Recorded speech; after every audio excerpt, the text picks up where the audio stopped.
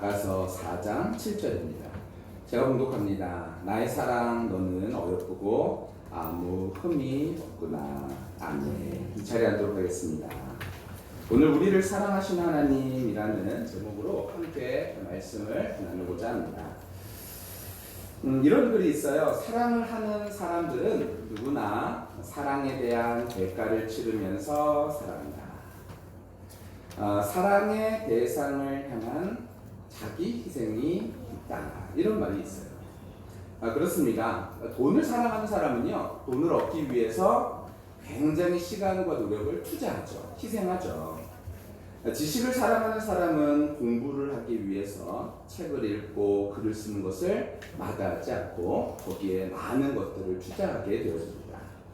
러시아 문호 이반 세르게비치 투르게네프라는 사람은요, 어느 날 사냥을 나갔다가 평생 잊을 수 없는 사건을 맞이하게 됩니다.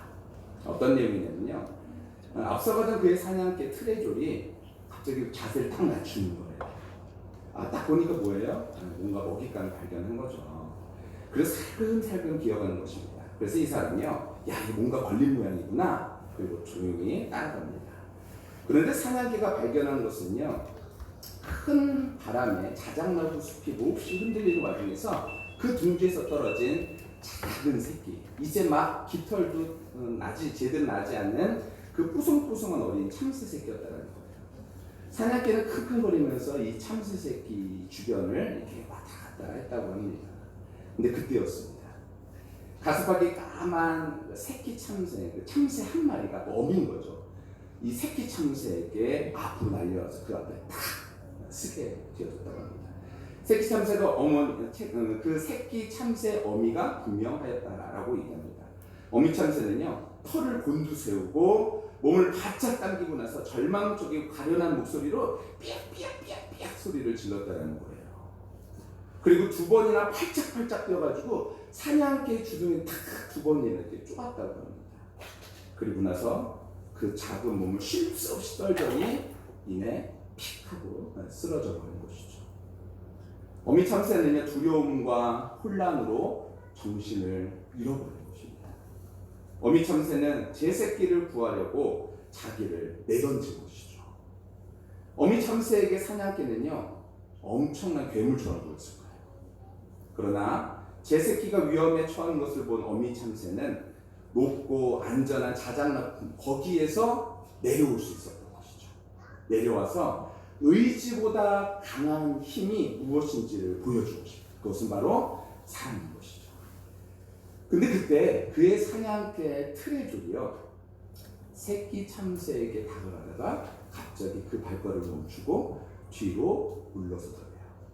사냥개도 어미 참새의 죽음을 무릅쓴 그 희생적인 새끼 사랑을 눈치챈 것이 틀림없다라고 이 사람은 생각했다는 거예요.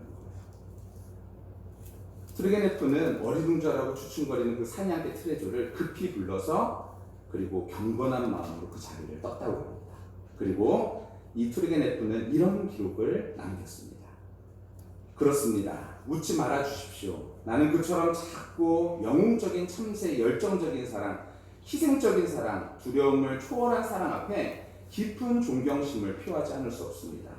사랑은 죽음보다 강하다는 것을, 사랑은 죽음의 공포보다 더욱 강하고 굳세다는 것을 그 작은 어미새로부터 배웠습니다.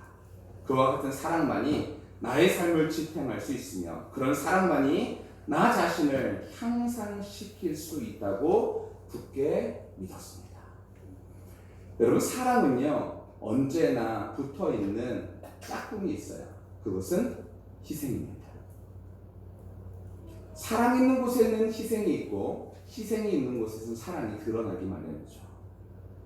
아내를 사랑하는 사람은요, 아내와 함께 시간을 보내고 아내를 위해서 여러 가지 정성을 쏟습니다. 하나님께서 우리를 사랑하시니 우리의 모든 것들을 회복시키시기 위하여 자기의 아들 독생자를 우리에게 내어주신 것이죠. 예수님께서는 우리를 사랑하셔서 십자가의 모든 수모와 고초를 십자가에서 당하셨습니다. 그의 희생으로 우리는 생명을 얻게 되어졌죠. 여러분, 사람이 무엇으로 살까요? 사람이 무엇으로 사실까요? 그것은요, 우리 모두는 사랑 없이는 절대로 살 수 없는 존재가 아닙니다.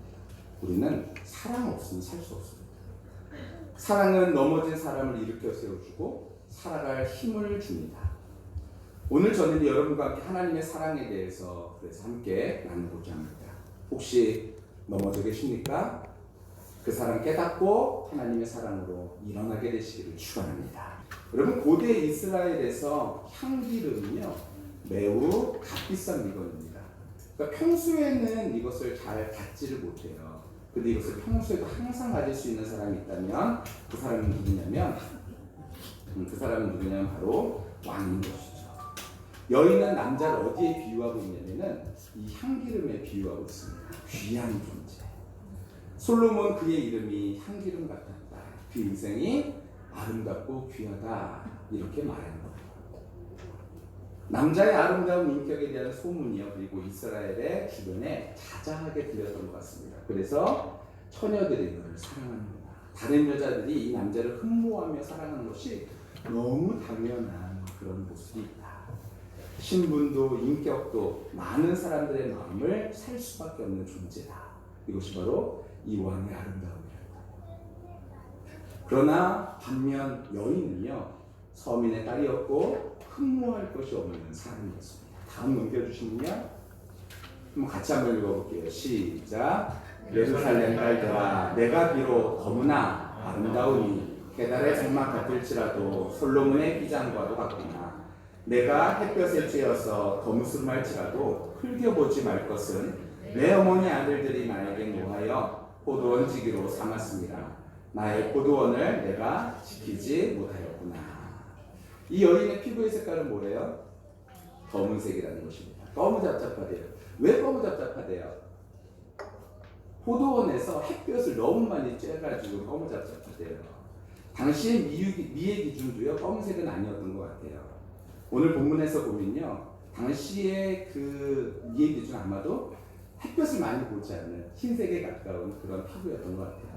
근데 이 여인은요, 포도원을 일구느라 생계를 유지하느라 굉장히 힘들고 어려웠다는 것이죠. 뿐만 아니라 포도원을 지켰던 이유가요, 오빠들이 화가 나가지고 너 가서 포도원 지켜 이래가지고 포도원에 쫓겨나가지고 어쩔 수 없이 매일의 삶 속에서 힘들어가지고 피부가 그렇게 됐다, 이 얘기하고 있는 거죠. 여러분, 왕의 아름다움을 비교했을 때 이 여인의 모습은요 그렇게 내세울 만한 것이 없죠.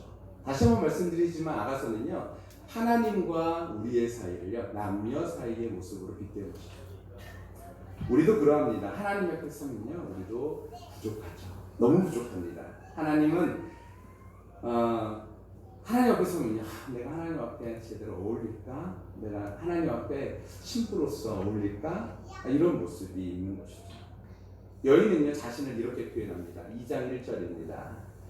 2장 1절 같이 한번 읽어볼게요. 시작. 나는 샤론의 수선화요 골짜기의 백합화로다. 자기를 수선화 그리고 백합화 이렇게 표현하는데, 스스로 꽃처럼 아름답다라고 해서 이렇게 말하는 게 아니에요. 수선화와 백합화는요 이스라엘의 전역에 퍼져 있는 아주 흔한 꽃입니다. 그러니까 이런 거죠. 우리가 이제 봄철이 딱 되면은 무슨 꽃이 많이 펴요? 길거리에 흐드러지게 펴 있는 거, 민들레, 그죠? 민들레, 노란색 민들레 엄청 많죠. 저희 어머니가 맨 처음에 이사 와가지고 저희 어머니가 흰색 민들레를 보시고, 야 여기 이렇게 귀한 데 있냐? 그러면 흰색 민들레를 파다가 저희 집에다 심으셨어요. 근데 지나간 어르신이 그러시는 거예요. 아니 아줌마 뭐예요? 여기에 흰색 민들레가 있더라고요. 그랬더니 그 아저씨가요, 그 할아버지가요 웃으면서 간 거예요. 나중에 보니까요 흰색 민들레가 지쳐있는 것이죠. 너무 많이 있는데 저희 어머니가 그거를 캐다가 집에다 심고 있으니까 이게 얼마나 웃겼겠습니까? 여러분, 지금 자기 스스로를 뭐라 그러는 거냐면 내가 예뻐요 이런 얘기하는 게 아니라, 저는요 지천에 깔려있는 그냥 일반적인 여성이에요 라는 얘기를 하는 거예요. 자신의 아름다움을 자랑한 것이 아니라 자신의 보잘것없음을 이야기하고 있는 것이죠. 나는 들에 흐드럽게 피어지는 그런 꽃 중에 하나에 불과합니다. 저는 당신과 같이 멋진 사람의 그런 사랑을 받을 아무런 이유가 저에게는 없습니다. 이런 얘기하는 거예요. 들에서 쉽게 많이 볼 수 있는 꽃, 그런 꽃이다, 이렇게 얘기하는 것이죠. 아가서에서 등장한 여인이 자신을 그렇게 말하는 것입니다. 그런데 보세요. 이 남자의 답을요. 2장 2절입니다. 뭐라 그래요? 함께 있습니다. 시작. 여자들 중에 내 사랑은 가시나무 가운데 백합화 같도다. 이게 무슨 말이에요? 주변에 네가 백합화라 그러냐? 나머지 여인들 다 뭘로 보인다라는 거예요. 가시로 보인다는 거예요. 내 눈에는 너밖에 안 보인다. 너만 보인단 말이야. 네, 이런 노래 가사가 있거든요. 너만 보인단 말이야. 진짜 다른 건 아무것도 안 보이고 너만 보여. 이런 내용이죠. 이 남자는 들에 많은 꽃이 피어있지만 그 꽃 중에서 하나의 꽃에 집중하고 있는 것입니다. 너야. 그 하나가 유일한 꽃이고 나머지는 다 가시덤불이 되어진 것이죠. 세상에 많은 여인 중에 그녀는 남자에게 유일한 사랑스러운 여자가 된 것입니다. 먼저 이 말씀으로 우리 하나님께서 우리에 대한 사랑을 좀 떠올렸으면 좋겠습니다. 세상에 많은 사람들이 있지만 너만 보인단 말이야. 이렇게 하나님께서 말씀하신 거죠. 그래서 하나님께서 택하셔서 하나님의 자녀 삼아 주셨다는 것입니다. 우리 잊지 마세요. 하나님께서요 나만 보인다고 말씀하십니다. 두 번째로 우리는요 이 본문 안에서 무엇을 또 찾아볼 수 있는 우리를 사랑하시고 그 사랑에 만족하신 하나님의 사랑을 볼 수 있습니다. 6장 8절 9절인데요. 같이 한번 읽겠습니다. 시작. 왕비가 60명이요 후궁이 80명이요 시녀가 무수하되 내 비둘기 내 완전한 자는 하나뿐이로구나. 그는 그의 어머니의 외딸이요 그 낳은 자가 귀중하게 여기는 자로구나. 여자들이 그를 보고 복된 자라 하고 왕비와 후궁들도 그를 칭찬하는구나. 왕비, 웅호, 그리고 후궁, 시녀 많지만 나에게는 너밖에 없다. 이 남자는 그 여자 한 사람으로 만족하고 있다고 선언하고 있는 것이죠. 하나님도 십계명을 주시면서 우리에게 말씀하셨습니다. 그러니 나 외에 다른 신을 섬기지 말라. 이스라엘을 유혹하는 많은 이방신들이 있었지만 그들에게서 하나님이 유일한 하나님이 되기를 원하셨던 것이죠. 하나님은 아가서를 통해서요 우리가 하나님의 하나뿐인 존재인 것을 우리로 하여금 기억하기를 원하신다는 것이죠. 그 사랑이 어떤지 한번 보세요. 어떤 모습으로 보이는지 2장 8절입니다. 같이 읽겠습니다. 2장 8절입니다. 시작. 내 사랑하는 자의 목소리로구나. 보라 그가 산에서 달리고 작은 산을 빨리 넘어오는구나. 지금 이 남자가 이 여자를 향해서 가는데요. 어떻게 간대요? 보니까 그 목소리가 들리기 벌써 시작한대요. 서로 얼마나 애틋하고 그리워하는 거예요. 보라 그가 산에서 달리고 작은 산을 빨리 넘어오는구나. 나를 향하여 막 달려오는 그 남자의 모습, 그 왕의 모습을 지금 보고 있는 것이죠. 여인을 찾아 먼 길을 달려오는 모습이 여러분 그려지지 않습니까? 그녀의 만남에 대한 열정과 설렘이 잘 표현되어 있습니다. 하나님의 사랑도 비슷합니다. 우리에게 먼저 찾아오셔서 우리를 부르고 계신 것입니다. 하늘의 영광 다 버리고 인간의 몸을 입고 이 땅에 오신 주, 그리고 우리를 죽기까지 사랑하신 그분의 사랑이 있기에 우리는 그분의 부름에 응답할 수 있는 것이죠. 그분이 말씀하셨습니다. 뭐라고 말씀하셨냐면은 4장 6절입니다. 같이 읽습니다. 시작. 날이 저물고 그림자가 사라지기 전에 내가 가리라. 내가 너에게 갈게. 언제 올 거냐면 날이 저물고 그림자가 사라지기 전. 이게 뭐예요? 밤이 되기 전.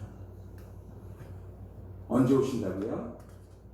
저녁을 의미하는 것 같지만 사실은 저녁 이상의 의미를 갖고 있는데 이 말은요 쉽게 말하면 날이 분다 이런 건데요 종말의 의미를 가지고 있는 단어입니다. 남자가 여자를 찾아오겠다고 말하는 때는 인류의 역사가 하나님의 심판을 받게 되는 종말의 때를 또한 말하고 있는 것이죠. 하나님은 다시 오실 것입니다. 그리고 이것은 약속입니다. 그때에 심판이 있을 것이고 그때에 하나님은 하나님의 자녀를 향하여 이렇게 말씀하실 거라는 거예요. 4장 7절입니다. 시작. 나의 사랑 너는 어여쁘고 아무 흠이 없구나. 그리고 초청하는 것이죠. 함께 가자 라고 말이죠. 우리네 삶에 의미가 있는 것은 하나님이 찾아오셨기 때문에 의미가 있는 것입니다. 찾아오지 않으셨다면 구원의 역사도 없는 것이죠. 죄로 고통을 당하는 인간들에게 찾아오시는 역사가 바로 구속사입니다. 하나님이 이 땅에 오셨을 때 가난해도 부해도 그리고 포로된 자도 누구도 하나님께서 그들 가운데 눈을 뜨게 하시면 구원의 역사가 일어난 것이죠. 그리고 그분께서 이제 다시 오실 것이라고 약속하신 것입니다. 이때 우리를 그분의 흠없는 신부로 인정하고 우리를 향해서 함께 가자고 말씀하실 것이에요. 보아라, 너가 얼마나 아름다운지. 하나님 앞에 선 그때 우리가 그리스도의 보혈로 씻은 흰 옷을 입고 주를 맞이할 때 우리는 진짜 아름다움이 나타나게 될 것입니다.